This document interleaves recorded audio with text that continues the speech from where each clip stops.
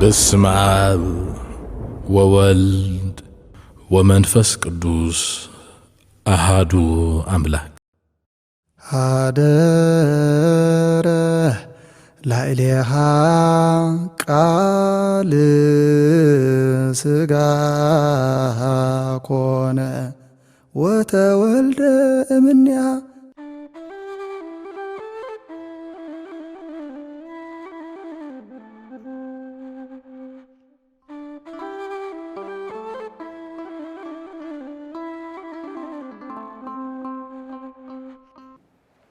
በስመ አብ ወወልድ ወመንፈስ ቅዱስ አሃዱ አምላክ ናይ እግዚአብሔር ቤተሰብ መፍቀሬ ሰብ ክርስቶስ ዘፍቅረኩም ንመፍቀሬ ሰብ ክርስቶስ ተፍቅርዎ ኩልኩም ህዝበ እግዚአብሔር ህዝበ ክርስቲያን ኣብ ርሑቕን ኣብ ቀረባን ዘለኹም በቅዱስ ሰላምታ ናይ እግዚአብሔር ከመይ ኣለኹም? አሜን። ልዑለ ባህሪ እግዚአብሔር አምላክና እግዚአብሔር ይመስገን ይልና ከነመስግኖ አምናይ ምስጋናው አጸድ ዝክበና ምሕረቱ ክንቅበል በረኸቱ ክንካፈል እግዚአብሔር አምላክና በዚ ቅዱስ ዕለት ዝፈቀደልና መድኃኔ ዓለም ክርስቶስ ክብርን ምስጋናን ንዘለዓለም ንዑ ይኹንኖ። ናይ አዴና ቅድስት ድንግል ማርያም ወላዲተ አምላክ በረኸታን ረድኤታን ምሕረት ፍቅሩ ወዳን ምስኩላትና ይኹን። ናይ ክቡር መስቀል ጎይታና ኢየሱስ ክርስቶስ ረድኤት ምስኩላትና ይኹን። ናይ ኩሎም ቅዱሳን አቦታትና ጸሎት ረድኤት በረኸት ቃል ኪዳን ምስኩላትና ይኹን። እግዚአብሔር አምላክና ነዚ ቅዱስ ዕለት ከምዚልና ኩሉ ግዜ ኣብ ቅዱስ ዕለት ስሙ ክንጽውዕ ንስሙ ከነመስግን ኣብ ልብና ፍቅሩ ኣብ ልሳንና ቃሉ ከምኡ ከዓ ኣብ ሰብነትና ኣብ ነፍስና ጣዕሙ ኣሕዲሩ ንዑ ከነመስግኖ ስሙ ክንጽውዕ ዘብቅዓና ክብርን ምስጋናን ንዘለዓለም ንዑ ይኹንኖ። ኩሉ ግዜ ኣብ ግዜ ጸሎትና ኣብ ግዜ ምስጋናና ኣብ ግዜ ትምህርትና ክንዝክሮም ዝኣዘዘና ኩሎም ዝሓለፉ ዝዕረፉ ነብሳት ኣቦታትናን ኣዴታትናን ኣሕዋትናን ኣሓትናን ዕረፍቲ ነፍሲ ዝህብ ትንሣኤን ህይወትን ዝዕድል ኣምላኽ እሞ ዕረፍቲ ነፍሲ ሂቡ ትንሣኤን ህይወትን ዓዲሉ ንዘለዓለም ኣብ ገነቱ ኣብ ዝተረሓወ ገነቱ ኣብ ዝተነጽፈ ዕረፍቱ የንብረልና። ከምኡ ከዓ ንኩሎም ብሕማም ምክንያት ኣብ ገዝኦም ኣብ ማየ ጸሎት ኣብ ሆስፒታላት ደቂሶም ዘለዎ ወገናትና ስቃያት ዝቕልል ሕማማት ዝፍውስ ኣምላኽና ስቃያቶም ኣቕሊሉ ፈውሰ ምሕረት ይለኣኸልና። ብመገሻ ኩልና ርሒቕና ዘለና ድማ ሓላውን ረዳእን እዩ እግዚአብሔር ኣምላኽና እሞ ብኢድ መልኣኹ ሓልዩ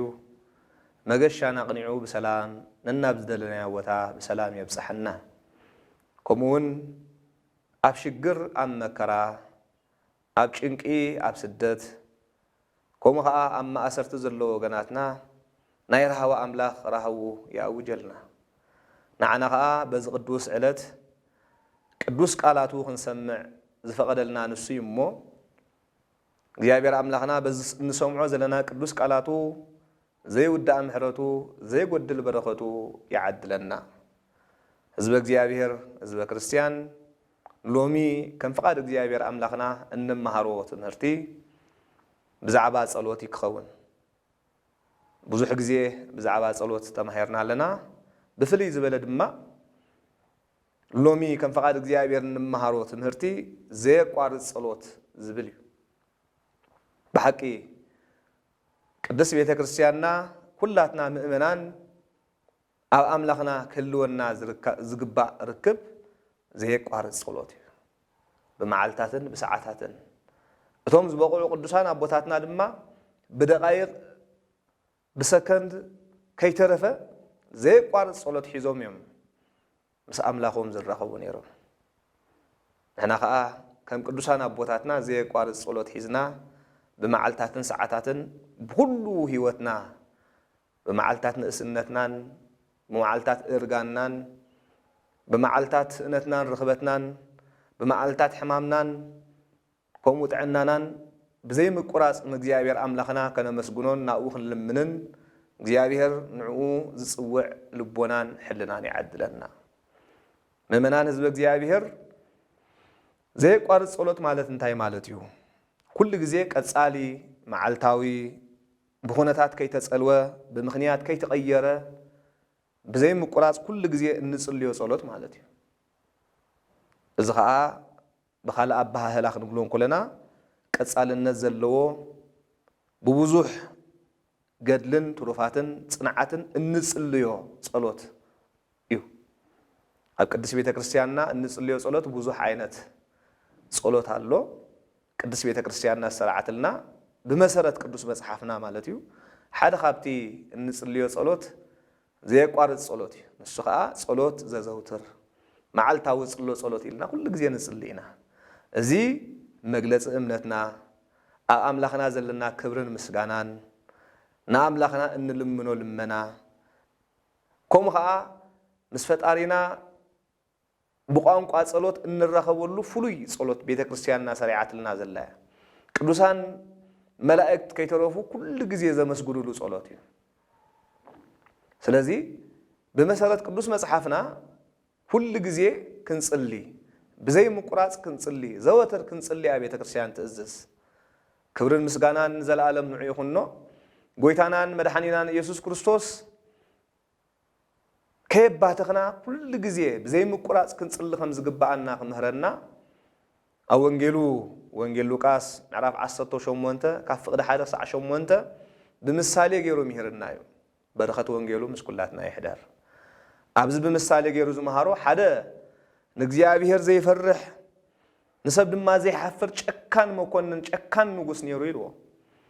እዚ ጨካን ንጉስ ሓንቲ መበለት መጽያ ኩሉ ግዜ ዓባይ ሰበይት መጽያ ትልሙኖ ነይራ ኩሉ ግዜ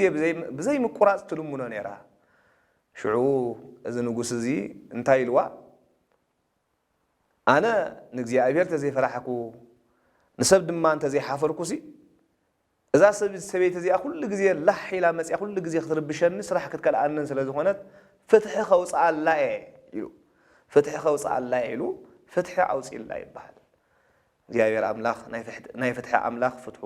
ያውጀልና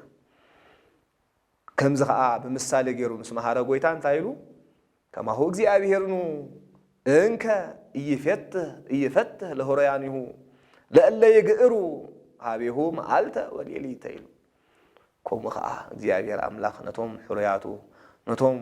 ለይትን መዓልትን ናብኡ ዝልምኑ ዘእወዩ ዝጽልዩ ዘይፈትሕ ዶ ይመስለኩም ኢሉ እወ እግዚአብሔር ኣምላኽ ሽግሮምን መከሮኦምን ርዩ ይፈትሓሎም እዩ እግዚአብሔር ጸሎቶም ይሰምዖም ኢሉ እግዚአብሔር ልመንኦም ይሰምዖም እዩ ስለዚ ንኣምላኽኩም ኩሉ ግዜ ብዘይ ምቁራጽ ለምንዎ ኢሉ እቶም ጨካናት ንእግዚአብሔር ዘይፈርሑ ንሰብ ዘይሓፍሩ እኳ ንኽዕርፉ ኢሎም ፍትሒ ዘውፅኡ ካብ ኮኑ ኢሉ እግዚአብሔር ድማ ፈታሒ ኣምላኽ ርህሩህ ኣምላኽ ለዋህ ኣምላኽ ነቶም ናቱ ኣገልገልቱ ነቶም ለይትን መዓልትን ንዑ ዝልምንዎ ሰባት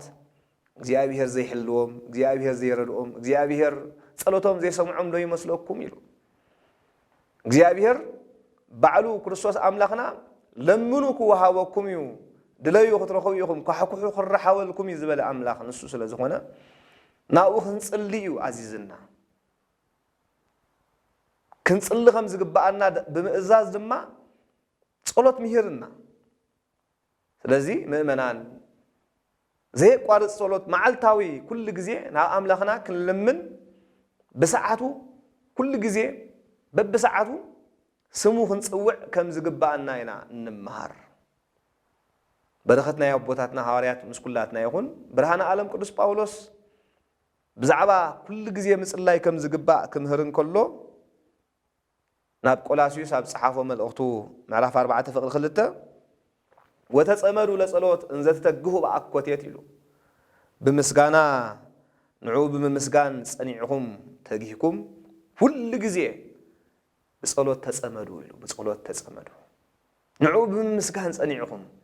ناملاخنا እና መስገና بمسغانا صنيعنا كل غزي بصلوت كنصمد كمزغبانا بصلوت كنتجه كمزغبانا برهان عالم قدوس ጳውሎስ ميرنا نمنان زب እግዚአብሔር ንጸሎት ጽሙዳን ክንከውን ቅዱስ መጽሐፍና ሁሉ ጊዜ ንጸሎት ትጉሃት ክንከውን ንቁሃት ክንከውን ከምዝግባአና እዩ ዝምህረና ተወሳኺ ብርሃነ ዓለም ቅዱስ ጳውሎስ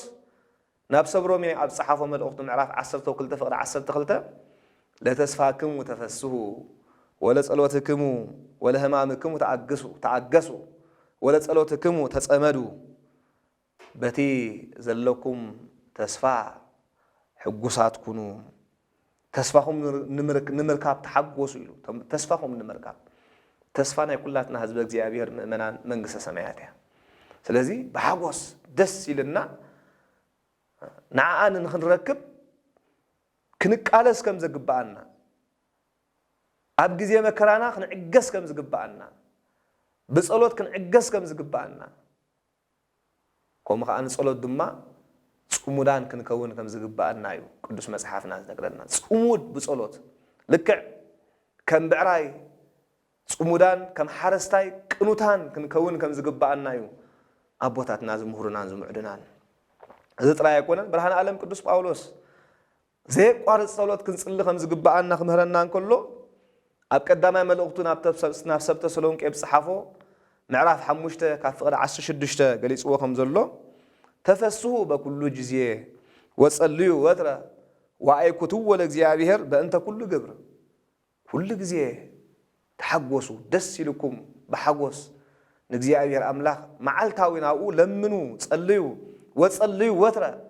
ቤተክርስቲያኑ ምእመናን ጸሎት ዘዘውትር መዓልታዊ ጸልዩ ኢላ ስርዓትልና በመሰረት ቅዱስ መጽሐፊ ማለት እዩ ወጸልዩ ወትረ ኩሉ ጊዜ ጸልዩ ዝብል بزي مقرات صليو بزبل سرعاتي بتزرخبكم مكرا بتز እግዚአብሔር አምላክ كل ጊዜ ዝገበረልኩም ነገራት ድማ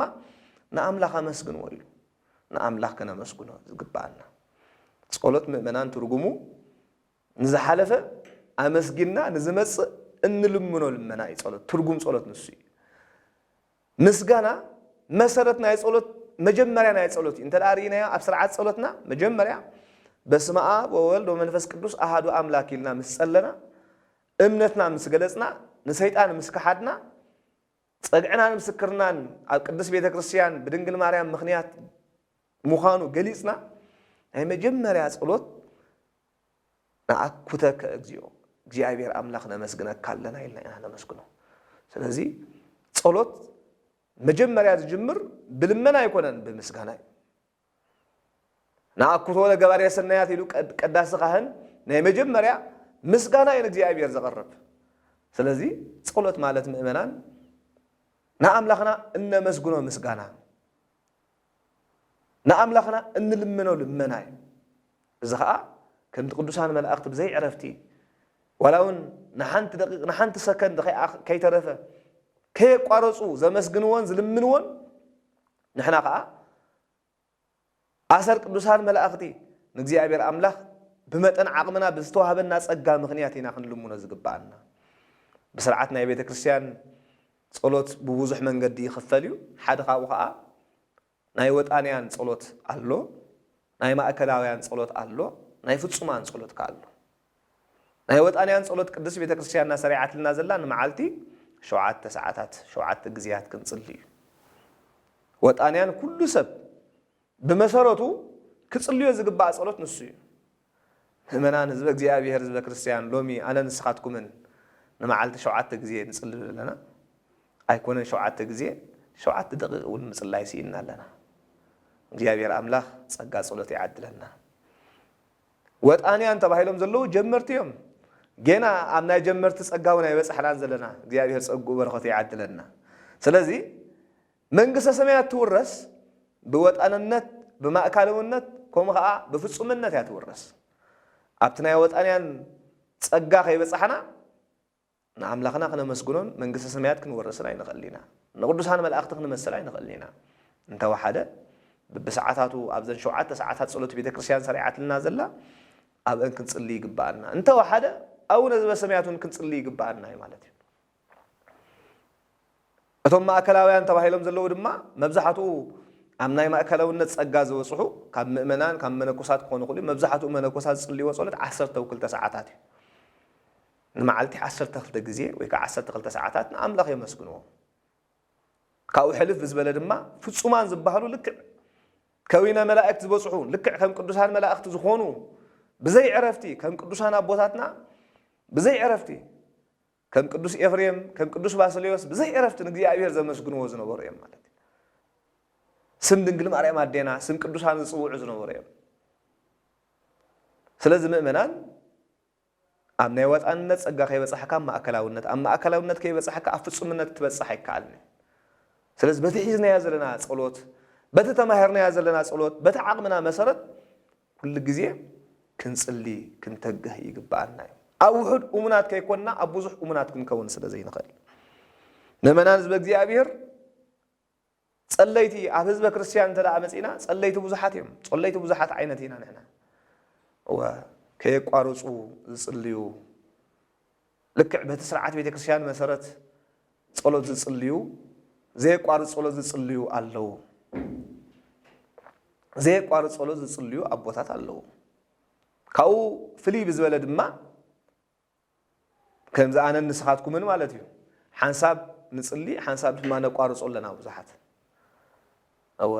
ዝተፈራረቐ ህይወት ዝተፈራረቐ ጸሎት ዘለና ኣለና ካብኡ ሕልፍ ዝበለ ድማ ፈጺሞም ዘይጽልዩ ሰባት ኣለዉ እቶም መዓልታዊ ከየቋረጹ ከየባተኹ ዝጽልዩ ሰባት እግዚአብሔር ጸጋ ጸሎት ዝዓደሎም ከምኡ ከዓ ጥቕሚ ናይ ጸሎት ዝተረድኡ ሰባት እዮም እግዚአብሔር ጸጋ ጸሎት ይዓድለና ኣብዚ ከዓ ዝያዳ ክንየት ዘይኮንና እቶም ንጽሊ ሰባት ነቶም ዘይጽልዩ ሰባት ክንነቅፍ ወይ ከዓ በቲ ንጽልዮ ጸሎት ክንየት ክንዕበ ዘይኮነ ዝያዳ ትሕት ኢልና ብጽንዓት ነቲ ሒዝናዮ ዘለና ጸጋ ነቲ ተዋሂብና ዘሎ በረኸት ብትሕትና ክንሕልዎ ብጽንዓት ክንሕልዎ ይግባአና እዩ ካብኡ እቶም ንሕና ሓንሳብ ንጽሊ ሓንሳብ ዘይንጽሊ ሓንሳብ ንጸሎት እንተግህ ሓንሳብ ድማ ጸሎት ንርሱዖ ሰባት ከዓ ዝያዳ ጥቕሚ ጸሎት ተረዲእና ብጸሎት ክንጸንዕ ንጸሎት ክንተግህ ኣብ ግዜ ጸሎት ክንጋደል ይግባአና እዩ ምክንያቱ ቅዱስ መጽሓፍና ወጸልዩ ወትረ ኩሉ ግዜ ጸልዩ ከየባትኩም ጸልዩ መዓልታዊ ጸልዩ ስለ ዝበለና ኩሉ ግዜ ንጽሊ እንተደኣ ኮይንና ኢና እቲ ጸጋን በረኸትን በከመይ ይደልዎ ይበቆ ከም ዝተባሃለ ጸጋን በረኸትን ክህልወና ካብ ብዙሕ ሽግርን ፈተናን ተሓሊና ክንነብር ንኽእል ምእመናን ህዝበ እግዚኣብሔር ኩሉ ግዜ ንጽሊ እንተደኣ ኮይንና ኢና ምስ ፈጣሪና ክንራኸብ ፈቃድ እግዚአብሔር ኣምላኽና ክንፍጽም ካብ ክፉእ ነገራት ተሓሊና ካብ ሕማቕ ልምድን ካብ ሕማቕ ወልፍን ርሒቕና ምስ እግዚአብሔር ኣምላኽና ክንነብር ንኽእል ካብ ዝሕልፍ ዝበለ ከዓ እቶም ዘይጽልዩ ሰባት ዘይንጽሊ ሰባት ብዙሓት ኢና እዞም ዘይጽልዩ ሰባት ብፍላጥ ክኸውን ይኽእል ብዘይፍላጥ ክኸውን ይኽእል እዞም ዘይጽልዩ ሰባት ትርጉም ጸሎት ከምኡ ከዓ ጥቕሚ ጸሎት ዘይምርዳእ ክኸውን ይኽእል እዩ ዘይጽልዩ ሰባት ብዙሕ ሽግር ብዙሕ መከራ ዘለዎም ሰባት ክኾኑ ይኽእሉ እዮም ብዙሕ ሓዘን ዘለዎም ብዙሕ ፈተና ዘለዎም ሰባት ክኾኑ ይኽእሉ እዮም ግን ምእመናን ዘይምጽላይና ዝያዳ ካብ እግዚኣብሔር ርሒቕና ከም ዘለና ካብ መንፈስ እግዚኣብሔር ተፈሊና ከም ዘለና ክንርዳእ ይግባአና ሓደ ሓደ ሰባት ቶም ዘይጽልዩ ኣነ ክጽላእ ኣይበቃዕኹን ኣነ እውን እንተጸልየ እውን እግዚአብሔር ክሰምዓኒ ክእልኒ እዩ ዝብል ሕልና እዩ ኩሉ ሰብ ዝጽሊ እኮ ጸሎት ምስ እግዚአብሔር ምራኸብ እዩ ምስ እግዚአብሔር ክንራኸብ ስለ ዝበቃዕ ኣይኮናን ምስ እግዚአብሔር ክንራኸብ ስለ ዝበቃዕና ኣይኮናን ንጽሊ ግን እግዚአብሔር ኣምላኽ ካብ ናትና በደል ናቱ ምሕረት ካብ ናትና ተግባር ናቱ ጽድቂ ስለ ዝዓቢ እዩ ኣብ ቅድሚ እግዚአብሔር ሙቃምና ንርእሱ ምሕረትን በረኸትን ምዃኑ ኣሚንና ኢና እኳል زيادة نحن حتانينا زيادة أبقى أملاك كنقرب زقبالنا أتوم ጨካናት እኳ أتوم نحن دق ሰባት ጨካናት كنسنا እኳ ንውላድና ንፈተውትና ጽቡቕ ህያብ ዝፈለጥና من يو سبن قحو لمينو تمنزه ونولادو سب انقا قحو لمينو ويكا حبست لمينو انقربيت وي تمنزه من ينولادو نحنا اكو كفؤات كنسنا نولادنا سناي وهبت زلمدناس እግዚአብሔር ናይ ምሕረት በዓል ቤት ናይ በረኸት በዓል ቤት እግዚአብሔር ክንደይናይ ንዓና ሰናይ ነገር ዘይበልና ክንደይናይ ጸሎትና ዘይሰምዓና لكعو حاتيات علنا لنا مؤمن صبوق نجار قان تقونا جن بحاتياتنا مغنيات كاب صولت كنرح كلنا جن زيادة هنا نخسر زلنا مؤمنا السطر أيك أيكونن حدا سباتون زي صلي سبات صولت جزية سين نازل سباتون الله أزجو زحزني مالتي كنسرح كنبلع كنستي أبز عالم بوزح جزية نحلفنا نصلت جزية بلنا كنبل كلنا جن عزيز زحفري عزيز زدنصي مالتي سلازي بزقبا أمبر كنصلي يقبعنا سلازي مؤمنان أنا نسخاتكم من كابينو تصليتينا بحكي هيوتنا بصلوت كنعبي يقبعنا حدا سبات صلوت بقى أبزيحنا نجمر مو بمخرقهن بفقادكهن سلازي نمالالس نتي أبزيحنا زحزنا يصلوت الناس الجونا إن دخلنا مسينا أم قراص نمسينا مبزحتنا يكرسنا هيوت بسميعة سلة جمر جنا يكونن ممنان أبزيحنا زي كنا بوحد جميرنا أو وحد أمونات كوينا إن عبنا بس أجا مسز قبالنا أجا صلوت كومي ممنان حزب كريستيان كي قارص كان مسلاي زلو برخت أزيو عبيو زلو طومي أزيو سفيحو حدا خاوها كبرن مسغانا نعيهن غيتانا يسوع كريستوس أونجيل ماتيوس معراف 26 فقر 4 حدن كم زمهارنا تجهو وصليو كان يتباو استمنصوت يلو أفتنا أب حطيات أب كحدت أب سيول أب جهنم إسات كي تأتوا تجيكم نريحكم صليو يلو هنياتو السجا دخميو نفس دما كل جزية برتعيو منفس حيال يلو سلازم حزب እግዚአብሔር ጸሎት ካፈተና ካብ ኃጢአት ካብ ክሕደት ካብ ሲኦል ካብ ገሃነመ እሳት ዘድሕን ጸጋን በረኸትን አለዎ ናይዛ ዓለም ዝፈተና መወዳእታ ይውሉ አዝዩ ብዙሕ ጸላያ ሰናያ ዲያብሎስ በብዙሕ መንገዲ ዝፈትነና ነዚ ሁሉ አጽዋር ሰይጣን ክንስዕሮ ነዚ ዝፈትነና ሰይጣን ከነርሕቆ እንተዳ ኮይና ጾምን ጸሎትን እዩ ምክንያቱ بصومن صلوتن سيطان كم زرحق يكويتا بعلو مهرنا إذا ترى يكونن صلوت نزلنا فتنان شجرن أرحقو نزلنا حزن زنازز أبجزي حزننا زت صنانع منفس زل أخي هاري يكوب أما الأختو معرف حموشته قليس أوخم زلو الموضوع من يكمو زي تكس لا يسألي كواهم زحزن أنت الله يسألي سلازل ممنان حزننا بنبعات هيكونن النازس نبعاتنا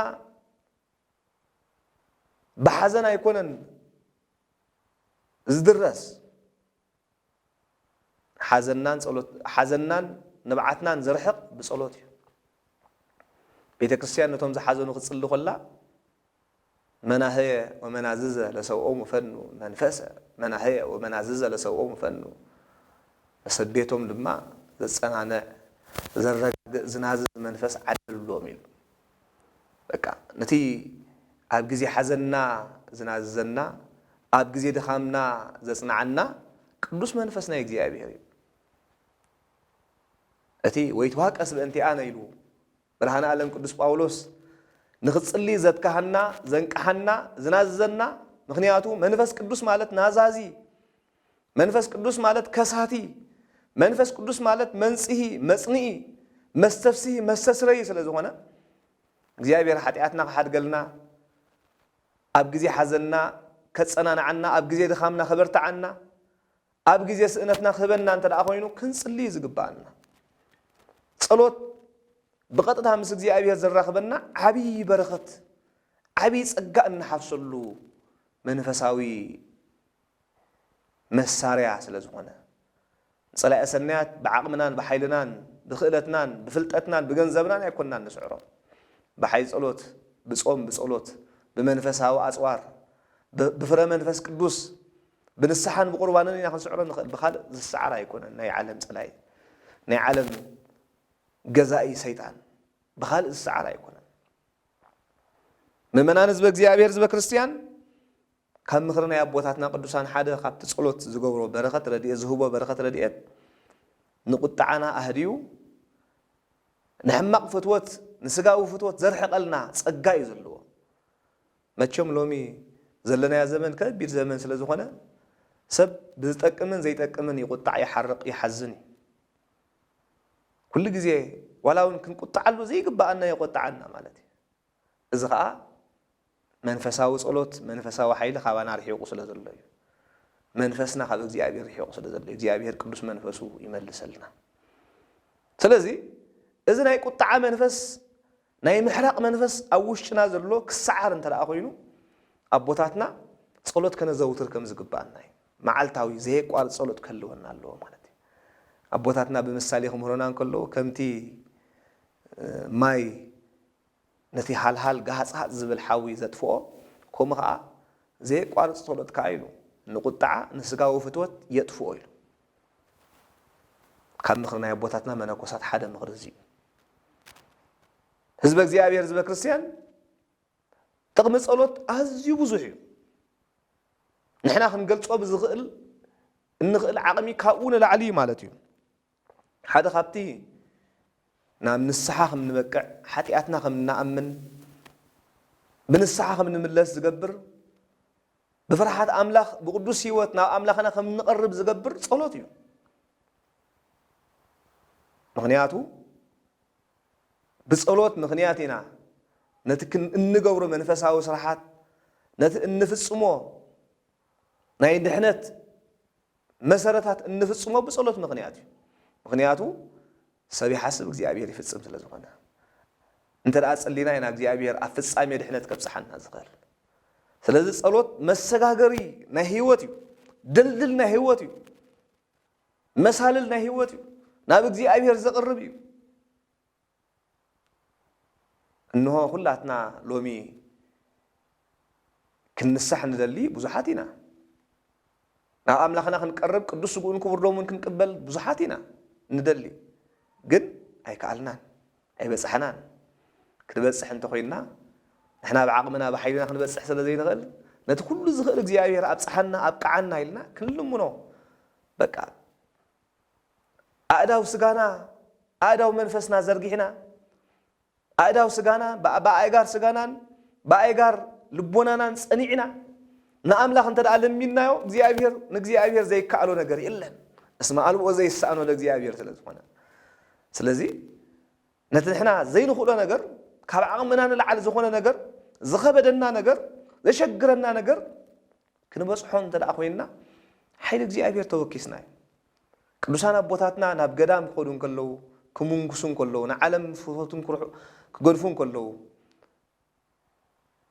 ንሃጣውእን እኩያት ፍትወታትን ክስዕሩ እንከለዉ መጀመርያ ጸሎት ኣብፅሖም እዮም ልባዊ ጸሎት ኣብፅሖም እዮም ዝኸዱ ነይሮም በቃ እግዚአብሔር ነፍሰይ ተቐበላ ኣነ ህይወተይ ነፍሰይ ንዓኻ ሂበያ ኣለኹ ኢሎም መኒኖም እዮም ከይዶም ዘይሕፍር ኣምላኽ ከዓ ኣይሕፍሮምን ስለዚ ህዝቢ እግዚአብሔር ጸሎት መሳልል ናይ ድሕነት ስለ ዝኾነ እግዚአብሔር ብጸጋ መንፈሱ ኣባና ኣሕዲሩ ከዓይ እንተደኣ ኮይኑ ግድን ጸሎት የድልየና ማለት እዩ ጸሎት መንግስተ ሰማያት ዘውርስ መሳልል ስለ ዝኾነ ምስ ኣምላኽና ዘራኽብ በረኸት ስለ ዝኾነ ጸጋ ስለ ዝኾነ ክርስቶስ ኣምላኽና ኣብዚ ምድሪ ዝኸሎ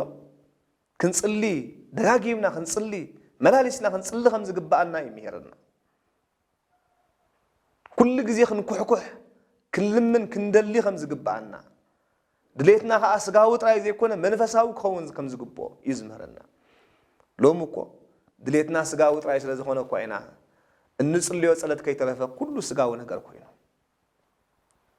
ምእመናን ህዝበ እግዚአብሔር ክርስቶስ አምላኽና አቀዲምና መንግስቱን ጽድቁን ክንደሊ ሃይማኖት ተግባር ማለት መንግስቱ ውልድነቱ መንግስተ ሰማያት ጽድቁ ድማ መንግስተ ሰማያት ክንደሊ መንግስቱን ጽድቁን ተባሂሉ ዘሎ ቀዲምና ስጋው ዘይኮነ መንፈሳዊ ነገር እንተላለ የሚናየው ከምቲ ኣብ ልዕሊ መሳሕት ዓሞት ዝወሃብ ድርብ ዝወሃብ ከምኡ ከዓ እግዚአብሔር ናይ ስጋው ነገራት ዘድልየና ሁሉ ነገር ስለ ዝፈልጥ ሁሉ ክበና ይኽእል ንሕና ግን ዘድልየና ዘይኮነስ እንደልዮ ኢና ንልምን ንኣምላኽና ብልብ ክንልሙኖ ዝግባአና ብተመስጦ ክንልሙኖ ዝግባአና እንደልዮ ጥራይ ዘይኮነ ዘድልየና ዝፈልጥ ኣምላኽ ስለ ዝኾነ ኣነ ዘድልዮ ዘይኮንኩ ንስኻ ንዓይ ዘድልየና ትፈልጥ ኢኻ እሞ ዘድልየና ሃበኒ ኢልና ክንልሙኖ ይግባአና ምክንያቱ ሓደ ግዜ እንጽልዮ ጸሎቱን ኣይንፈልጥን ኢና እትልሙኖ ወይ ትፈልጡን ኢኹም ዝበለኮ በዚ ከም ማርያም ባውፍልያ ማርያም ኣደ ዮሐንስን ያዕቆብን እንደቃ ከይተረዳኣ ሹመት ትልምን ዘላ መሲልዋ ሞት ከም ዝለመነትላ ህዝበ እግዚአብሔር ህዝበ ክርስቲያን እግዚአብሔር ንዓና ዘድልየና ነገር ኩሉ ይፈልጦ እዩ ህዝበ እግዚአብሔር ህዝበ ክርስቲያን ከይቋረጽና ክንጽልን ተዳኺ ኢልና ጥራይና ምስ ፈጣሪና ጽኑዕ ርክብ ጽኑዕ ህይወት ክልወና ዝኽእል ስለዚ ከይቋረጽና ክንጽልን ተዳኺ ኮይና እንታይና ክንገብር ዝግባአና ከይቋረጽና ክንጽሊ ክንገብሮ ዝግባአና መጀመርያ ዝዓበየ ነገር ጽኑዕ እምነት ምህላ እምነትና ጽኑዕ ግብርና ቅኑዕ እንተዳኣ ኮይኑ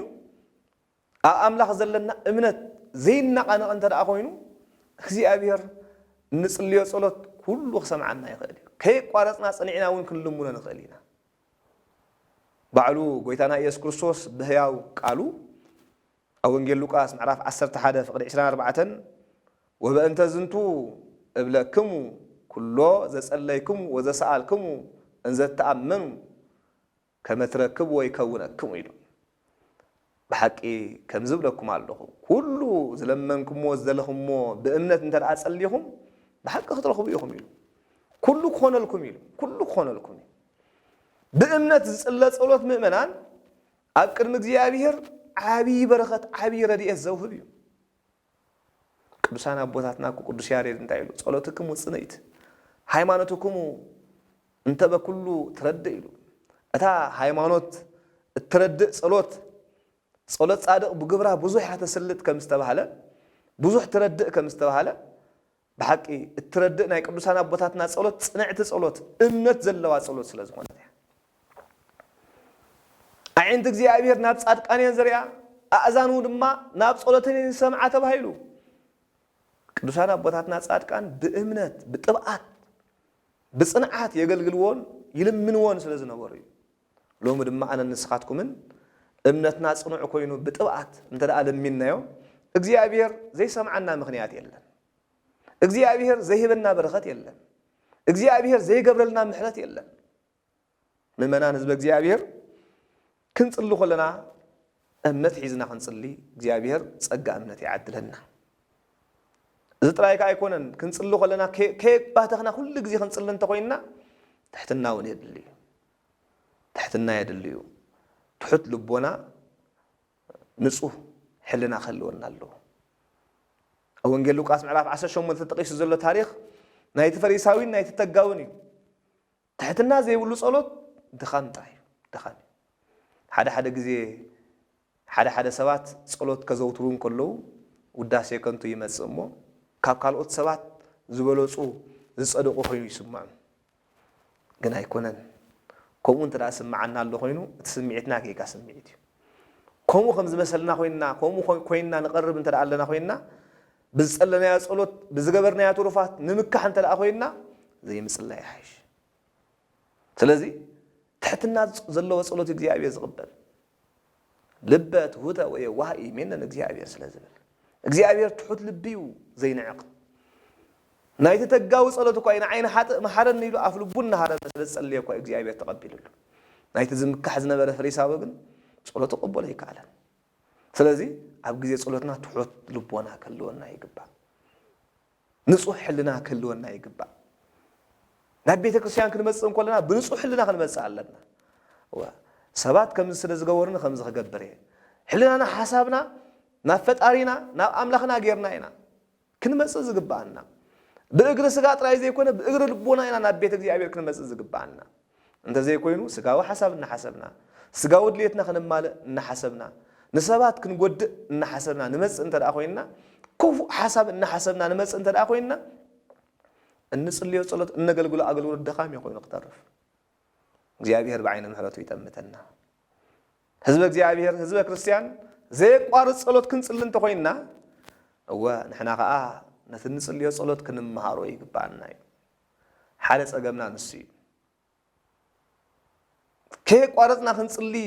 ዘኽእል ዓቕምን ብቕዓትን ትምህርትን የብልና ወረኻው ሓሊፉስ ጸሎት ዝመሃር ኮይኑ ናይ ስማዓናኒ ከይተመሃርና ከመይ ጌርና ክንጽሊ ጸሎት ከይጽናዕና ከመይ ጌርና ክንጽሊ እንተ ወሓደስ ዋላ መጽሓፍ ጌርና ንባውን እንኮ ነስምዖ ይግባአና ኣቦታትና ንኹሉ ጸሎታቶም ኣብ ሕልንኦም ኣብ ሓሳቦም ኣብ እምሮኦም ካብ ንእስነቶም ኣትሒዞም ተማሂሮም ዓብዮም ዝሎም ንጽልዮ ዘለና እኮ ብንእስነትና መብዛሕትኡ ዝተምሃርና ያ ጸሎት ናይ ብሓቂ ከምቲ ክንመሃሮ ዝግባአና ብጸሎት ተንመሃር ነርና ንጸሎት ዝኸውን ንቁሕ ልቦና መሃለውና ንጸሎት መጸናዕና ነርና ከይቋረጽና ኩሉ ግዜ መጽለና ነርና ስለዚ ጸሎት ትምህርቲ የድልዮ ይመና ጸሎት ብሓቂ ትምህርቲ የድልዮ ጸሎት ቋንቋ ናይ ነፍሲ ይመና ምስ እግዚአብሔር ዝራኸበና ዝኾነ ይኹን ብዝኾነ ይኹን ቋንቋ ንጸሊ እግዚአብሔር ጸሎትና ይሰምዕ ምክንያቱ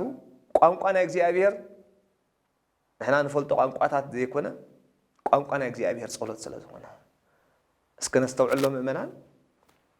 ሓደ ቋንቋ ከይተማሃርካዮ ከይፈለጥካዮ ክትዛረበሉን ክትጽሕፎን ትኽእል ኢኻ ክሰምዖን ትኽእል ኢኻ እኳ ደኣ ነዊሕ ዓመታት ኢኻ ክትመሃሩ ክትጽዕረሉን ክትደኽመሉን ዝግባአካ ስለዚ ጸሎት ምስ እግዚአብሔር ዝራኸበና ቋንቋ እንተ ደኣ ኮይኑ ከዓ ክንመሃሮ ክንጸንዕ ክንመሃሮ ክንተግህ ዝግባአና ህዝበ እግዚአብሔር ህዝበ ክርስቲያን ነቂሕና ከየባትኽና ከየቋረጽና ክንጽሊ ዘይባትኽ ጸሎት ኣብ ህይወትና ክህሉ ኣብ ስድራና ክህሉ ኣብ ደቅና ክህሉ እንተ ደኣ ኮይኑ ደቅና ጸሎት ክንምህሮም ኣለና ደቅና ካልእ ቋንቋ ካልእ ደርፊ ካልእ ዝተፈላለዩ ሕማቕ ነገራት ከጽንዑ እኮ እዮም ዝውዕሉ ዘለዉ ካብ ከምኡ ደቅና ጸሎት እንተንምህሮም ነርና ንመዓልቲ ዋላ እውን ሓንቲ ቃል ሓንቲ ፊደል እንተ ደኣ ምሂርናዮም ዓብይ ጸሎት እዩ ገጽኖም ኣማዕቲቦም ክምገቡ ስም ኣምላኽ ጸዊዖም ክድቅሱ እንተ ደኣ ምሂርናዮም ካብኡ ዝዓቢ ጸሎት የለን ካብኡ ዝዓቢ ጸጋን በረኸትን የለን ስለዚ ህዝበ እግዚአብሔር ካብሎ መጀመርና بعقمنا ጸሎት ከነጽንዕ ክንመሃር ይግባአና ኣብ እግሪ ቦታትና ቆይምና ነቦታትና ሓቲትና ነፍስ ወከፍና ካህን ኣቦ ናይ ነፍስ ኣቦ ኣለና ኣብ ቅዱስ ቤተ ክርስቲያን በትምህርት ሰንበት ይኹን በትምህርት ማህበረ ምእመናን ሰፊሕ ትምህርቲ ናይ ጸሎትን ትምህርቲ ናይ ሃይማኖትን ኣለና ስለዚ ጸሎት ንርእሱ መግለጽ እምነትና ስለ ዝኾነ ጸሎት ሃይማኖት ከይፈለጥና ሎሚ ግን እታ ናይ ሃይማኖት ጸሎት እምነት ናይ እምነትና መግለጽ ዝኾነ ጸሎት ከይፈለጥናስ እምነትና ንፈልጥ ንብል ወይ ከዓ ኣቦ ክርስትና ኣደ ክርስትና ክንከውን ንመጽእ እዚ ኣዝዩ ኣሸጋሪ እዩ ቤተ ክርስቲያን ካብቲ ኣቐንዲ ኣሸጊርዋ ዘሎ እምነትና ዘይምፍላጥና እዩ እምነትና ከዓ ኣብ ጸሎትና ኣሎ ናይ ብሓቂ ጸሎት ዘዘውትር መዓልታዊ ጽሎ ጸሎት ፈሊጥና እንተንኸውን እምነትና እውን ኣይምሳኣናን እምነትና እውን ኣይምጠፋኣና እምነትና እኮ ጸሎትና ኣሎ ምእመናን ንኣምን ብኣሐዱ ኣምላክ በአብ በወልድ መንፈስ ቅዱስ በሓደ ኣምላኽ ንኣምን ብቅዱስ ሥላሴ ንኣምን ኢልና ኮይና ንጽሊ أو سأل مفلات قلومي بزحات ما لختيهم تملكوا قبلنا خلوص حدا أملاخ لنا الناس الناس قوي مثلا سلازم صلوت ملسنا هيوتنا مجلس أمنتنا يمنا سلازم صلوت بجوب خلنا نصنعون كنا مهارون يجبعنا أبيتك الشيء نازل صلوات بوزح كنا مهارون يجب مسألة تاوي كنا نصنع يجبعنا مزمور داويت وانجيل ውዳሴ ማርያም ቅዳሴ ማርያም እትመሰረታው ነገር ማለት እዩ ምስ ኣምላኽና ዘራኽበና ጸሎታት ንዑ ክንሕዚ ዝግባአና ተማጣጢርና ኣብዘይ ዓቕምና ኣብዘይ በቕዓትና ምስጢሩ ኣብዘይ ንፈልጦ ጸሎት ካብ ንኣቱ መጀመርያ እቲ መሰረታዊ ዝኾነ ቦታትና ዝሰርዑልና ጸሎት ዘዘውትር ውዳሴ ማርያም መዝሙር ዳዊት ወንጌል ከም ጸሎት ከነብጽሖ ንኽእል ኢና ብፍላይ ወንጌል ዮሐንስ ካብ ዝተፈላለየ ስጋዊ ፍትወት ካብ ዝተፈላለየ ናይ ዝሙት መንፈስ ዘርሕቕ ጸጋ ኣሎ ውዳሴ ማርያም ቅዳሴ ማርያም ናይ ድንግል ማርያም ምስጋና ክብሪ ስለ ዘውህብ ከምቲ ድንግል ማርያም ወደይ ኣቡነ ዘበሰማያት መዝሙር ዳዊት ዝደግም ዝፈቱ ኣነ ከዓ ውዳሴን ቅዳሴን ዝደግም እየ ዝፈቱ ከም ዝበለት ፍቕሪ ድንግል ማርያም ኣዴና ዝምህረና ጸሎታት ኣሎ ፍቕሪ ቅዱሳን ዝምህረና ጸሎታት ኣሎ ብዓብዩ ከዓ ፍቕሪ እግዚኣብሔር ምስ ኣምላኽና ዘለና ርክብ ዝምህረና ጸሎታት ኣሎ ቤተ ክርስቲያን ጸሎተ ወንጌል ጸሎተ ኪዳን እናበለት በብግዚኡ በብሰዓታቱ እንጽልዮ ጸሎት ከይተረፈ ቤተ ክርስቲያን ሰሪዓትልና ኣላ እዚ ጥራይ ከዓ ኣይኮነን ምእመናን ክንጽሊ ከይቋረጽና ናብ ኣምላኽና ክንልምን እንተደኣ ኮይንና ንጸሎት ዝኸውን ምዱብ ግዜ ይኽልወና ኣሎ ኣቐዲምና ገሊጽናዮ ኢና ኣነስ ግዜ ስኢነ ዘይጽሊ ዝብሉ ሰባት ክህሉ ይኽእሉ እዮም ምእመናን ጸሎት ዝተናግሮተ ሰብ ምስለ እግዚኣብሔር እኳ እዩ ጸሎት ሰብ ምስ ኣምላኽ ዝዛረበሉ ቋንቋ እዩ ምስ ኣምላኽና እኳ ኢና ንዛረብ ብጸሎት ንግደፎ እሞ ምስ ሰብ ክትዛረብ ከለኻ ንሰብ ከማን ክብሪ ሂብካ ትዛረቦ ሰዓታት መዲብካ ትዛረቦ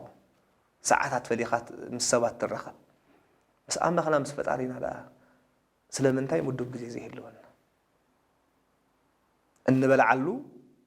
እንሰትየሉ እንደቅሰሉ እንዕረፈሉ እንሰርሓሉ እንጽዕረሉ ግዜ ነፍስ ወከፍና ኣለና እንመሃረሉ ግዜ ኣለና ካብኡ ሓሊፉን እንዘናግዓሉ ግዜ ከይተረፈለና እንዘናግዓሉ ግዜ ከይተረፈስ መዲብና ኢና ግን ንጸሎት ዝኸውን ግዜ ግን ኣይመደና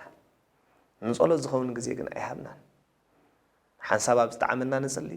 ሓንሳብ ከዓ ነቋርጾ እግዚአብሔር ሃንቀው ኢሉና ተጸበየና ምእመናን ንጸሎት ዝኸውን ግዜ ክህልወና ይግባእ ሰዓታት ዜና ንርአዮ ሰዓታት ናይ ኩሉ መደባት ናይ ስራሕና ንርአዮ ኩሉ ብሰዓታት ዝተቐመረ ብሰዓታት ዝኸይድ እዩ ሰዓታት እንተተኣሕሊፍና ከይተረፈ መቕጻዕቲ ዘለዎ ኣሎ ማለት እዩ ነቶም ናይ ምድሪ ሓለቃታትና ፈሪሕና ነቲ ምድራዊ ስራሕና ከይንኸስር ፈሪሕና ሰዓታትና ንኽብር ካብ ኮንናስ ነቲ ሰማያዊ በረኸትና ነቲ ምስ ኣምላኽና ንራኸበሉ ሰዓታት ግዳይ ክንደየናይ ክንምድበሉ ዘይግባአና ምእመናን ንጸሎት ዝኸውን ግዜ የብለይን ግዜ ስኢነ ዝብል ሰብ ምስ እግዚኣብሔር ዝራኸበሉ ግዜ የብለይን ንባል ማለት እዩ ምክንያቱ ጸሎት ምስ እግዚኣብሔር ዝራኸበና ስለ ዝኾነ ስለዚ ምዱብ ግዜ ክህልወና ኣለዎ ንርእሱ ዘይቋርጽ ጸሎት ቀጻሊ ጸሎት ንክህልወና እቲ ምዱብ ግዜ ኣገዳሲ እዩ ሓደ ሰባት ነቲ ጸሎት ንክዝክሩ ሰዓታት መፍለጢ ይገብሩሉ ማለት እዩ ኣላርም ገይሮም ሪማይንደር ገይሮም ይዝክርዎ እዮም ወይ ከዓ መደባት ሰዓታት ሪኦም ብመደብ ጸሎት ይገብሩ እዮም ብሓቂ ምዱብ ግዜ ጸሎት ክንድቅስን ክንትስእን ክንገብን ኮለና ብፍላይ ብጸሎት ክንተግህ ክንነቅሕ ይግባአና ሎሚ እኮ እንበልዖ ዘለና ኩሉ እንሰትዮ ዘለና ሕማም ፈተና ሽግር ደውየ ዘምጻልና ዘሎ ከይጸለና እንበልዕ እንሰትን ስለ ዘለና እናኸድና መንገዲ ካልእ ቴሌቪዥን እናርኣና ብዝተፈላለየ ሕማቕ ነገር ስጋዊ ነገር እንዳገበርና እንበልዕ እንሰት ስለ ዘለና ነፍሲ ወከፍ እንበልዖ እንሰትዮ ብሓቂ ብትምህርተ መስቀላ ማዕቲብና ገጽና ማዕቲብና ጸሊና ኣመስጊንና እንተንምገብ ነርና እንምገቦ ንበረኸት ምኾነልና ነይሩ እንምገቦ ንጸጋ ምኾነልና ነይሩ ክንድቅስ ክንትስእሎም እኮ ብሕልምን ብዝተፈላለየ ፍርሕን ሓሳብን ጭንቀትን ኣእምሮና ተወጢሩ ዘሎ ንጎ ነቂሕና ከዓ እንታይ ንሰርሖ ዘይንፈልጥ ስቂልና ንኸይድ ዘለና እኮ ምእመናን ንጸሎት ዝኸውን ንቑሕ ግዜ ስለ ዝሰኣልና እዩ እግዚኣብሔር ዝመርሓሉ መንገዲ እዩ ጸሎት እግዚኣብሔር ዝሕልወሉ መንገዲ እዩ ጸሎት እንተደኣ ደቂስና ዝሕልወና እንተደኣ ነቂሕና ዝዛረበና እንተደኣ ተጓዒዝና ዝመርሓና ናይ እግዚኣብሔር መንገዲ ብርሃን እዩ ህዝበ እግዚአብሔር ህዝበ ክርስቲያን ክንጽሊ ከየቋረጽና ክንጽሊ እንተደኣ ኮይንና ጸሎትና ኩሉ ግዜ ቀጻልነት ዘለዎ ብጽንዓት መንፈሳዊ ገድሊ ካብ ትህቂት ነቂሕና ክንጽሊ እንተደኣ ኮይና ቦታ ጸሎት ክልወና እውን ኣገዳሲ መብዛሕትኡ ግዜ ኣብ ሕብረተሰብና ምናልባት ኣብ ዓድና እኹል ቦታ ዘይክህልወና ይኽእል እዩ ወቲ ንምገበሉ እውን እኮ ኣብኡ ኣንጺፍና ኣብኡ ደው ኢልና እውን ክንጽሊ ንኽእል ኢና መብዛሕትኡ ግዜ ስርዓታት ናይ ጸሎት ናይ ቤተ ክርስቲያን ቦታ ናይ ጸሎት 7 ሰዓታት ጸሎት ኣለና ክንብል ከለና እተን ክልተ ብፍላይ ነግህን ሰርክን ኣብ ቤተ ክርስቲያን ኮይንና ክንጽልዮ እዩ ዝእዝዝ እቲ ካልእ ከዓ ኣብ ዘለናዮ ቦታ ኣብ ገዛና ኮይንና ክንጽልዮ ንኽእል ኢና ግን ብመጠን ድኻምና ብዙሕ ስለ ዝኾነ ስራሕና ሰፊሕ ስለ ዝኾነ ነቲ ዘለናዮ ሰዓታት ናይ ግዜ ጸሎት ኣብ ስራሕና ይኹን ኣብ ገዛና ምዱብ ቦታ እንተደኣ ረኺብና ጽቡቕ እዩ ብምዱብ ቦታ ክንጽልየሉ ናብ ምብራቕ ገጽና ጠሚትና ኣብ ቀጽሪ ቤተ ክርስቲያን ዘለና በርባዓ እመት ዘለና ናብ ቤተ ክርስቲያን ጠሚትና እቶም ካብ ቀጽሪ ቤተ ክርስቲያን ወጻእ ዘለና ከዓ ናብ ምብራቕ ገጽና ጠሚትና ናብ ስእለ ኣድህኖ ገጽና ጠሚትና ብተመስጦ ኣእዳውና ዘርጊሕና ክንጽሊ እንተደኣ ኽኢልና ኢና ጸሎትና ኩሉ ግዜ ንናፍቆ ብጸሎት ድማ ንቑሓት ክንከውን ንኽእል ኣብዚ ሓደ ነገር ዘሰክፍ ኣሎ ኣብ ሓደ ዝግበር ነገራት ማለት እዩ ናይ ጸሎት ቦታ ፈሊኻ በቃ ኣብቲ ናይ ጸሎት ቦታ ኮንካ ስእለ ኣድህኖ ጌርካ ኣብኡ ጥራይ ምጽላይ ቤተ ክርስቲያን ዘይምኻድ እዚ ኣሰካፊ እዩ ልክዕ ኣብ ገዛና ናይ ጸሎት ቦታ ክንፈሊ ክንጽሊ ግቡእ እኳ እንተኾነ ካብ ቤተ ክርስቲያን ግን ዝፈልየና ክኸውን የብሉን ካብ ቤተ ክርስቲያን ተደኣ ፈሊና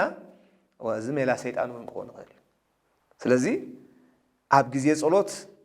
ኣብ ቤትና እንጽልየሉ ጸሎት ኣሎ ኣብ ቤተ ክርስቲያን ከድና እንጽልዮ ጸሎት ኣሎ ነቢይ እግዚአብሔር ቅዱስ ዳዊት እኮ ካብቲ ኣብ ቤተይ ወይ ከዓ ኣብ ቤተ ክርስቲያን ኣብ ካልእ ቦታ ኮይኑ ጽልዮ ጸሎት 1000 መዓልቲ ወይ ከዓ 1000 ዓመት ጽልዮ ጸሎት ሓንቲ መዓልቲ ቤትካ ጽልዮ ጸሎት ይዓቢ እኮ ኢሉ ሓንቲ መዓልቲ ቤትካ ምንባር ይበልጽ ኢሉ ኣብቲ ታቦት እግዚአብሔር ዘሎ ቅዱስ ስጉእን ክቡር ደሙን ዝፍተተሉ መላእኽቲ ኩሉ ግዜ ዝዓርጉሉ ዝወርድሉ ኣብኡ ከይድና ክንጽሊ ከለና ዝያዳ በረኸት ዝያዳ ጸጋ ኣሎ ካብኡ ሓሊፉ ብሽግር ምኽንያት ብዝተፈላለየ ፈተና ምኽንያት ብስራሕ ምኽንያት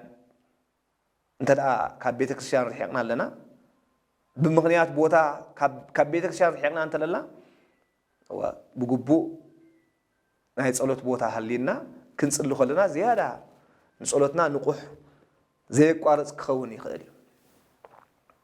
ህዝበ እግዚአብሔር ህዝበ ክርስቲያን ከየቋረጽና ኩሉ ግዜ ብትግሃት ክንጽሊ ዘይቋርጽ ጸሎት ክንሕዝ እንተደኣ ኮይንና ከዓ ትህቂት ዝበሃል ካባና ክርሕቕ ኣለዎ ትግሁ ወጸልዩ እኳ ኢሉ ጎይታ ትግሁ ንቑሑ ኢሉ ንጸሎት ትግሃት ንቕሓት የድልዩ እዩ ንጸሎት ግዜ የድልዩ እዩ ንጸሎት ብዙሕ ቃልስን ገድልን ጽንዓትን የድልዩ እዩ ክርስቶስ ኣምላኽና ጽንኡ እስመ ኣነ ሞኢኩ ለዓለም ከም ዝበለ እቲ መንፈስና ንቑሕ ክነሱ ስጋና ግና ድኹም እዩ ክንድቅስ እንደሊ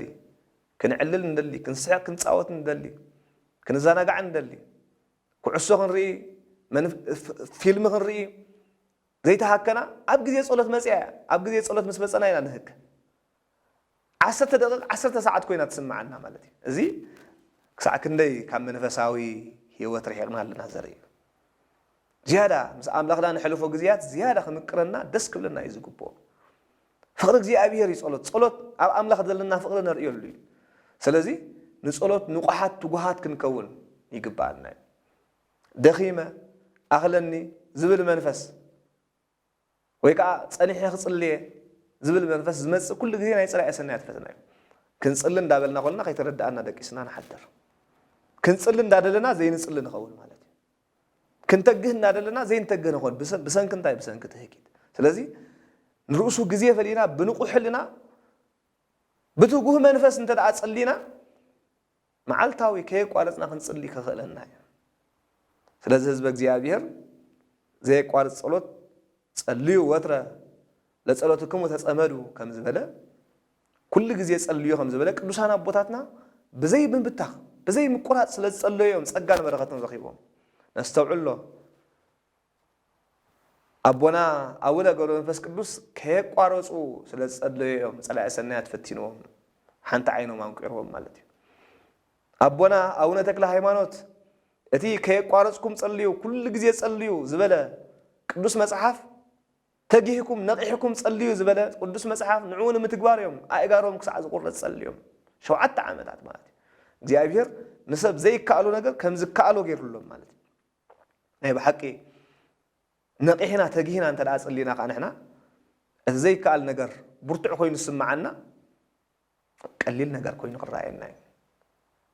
ክልተ ሰዓት ደው ምባል ከቢድ ኮይኑ ዝስማዓና ዝነበረ ኣብ ግዜ ቅዳሴ ክልተ ሰዓት እውን ኣይኣኽለና ኢልና ክንውስኽ ክንደሊና ማለት እዩ ሎሚ ግን ብሰንኪ ትህኪትና ሰዓታት ናይ ቅዳሴ እውን ከነቋርጾ ደሊና ነዊሑ ክንብል ጀሚርና ማለት እዩ ምእመናን ህዝበ እግዚአብሔር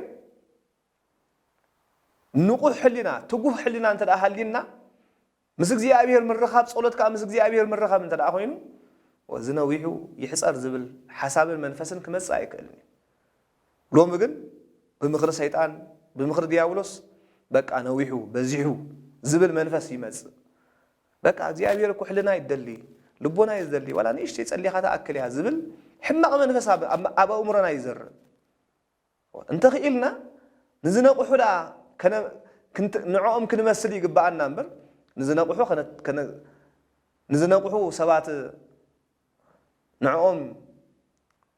ናብ ትህኪት ዝወስድ መንፈስ ወይ ከዓ ንዕኦም ክንነቅፍ ኣይግባአናን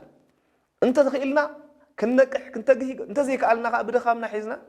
ብድኻምና ጸሊና ክንከይድ ይግባአና እዩ ስለዚ ህዝበ እግዚአብሔር ዘይቋርጽ ጸሎት ክንጽሊ ብሃይማኖት ጸኒዕና بتوجه منفس بنقول حلنا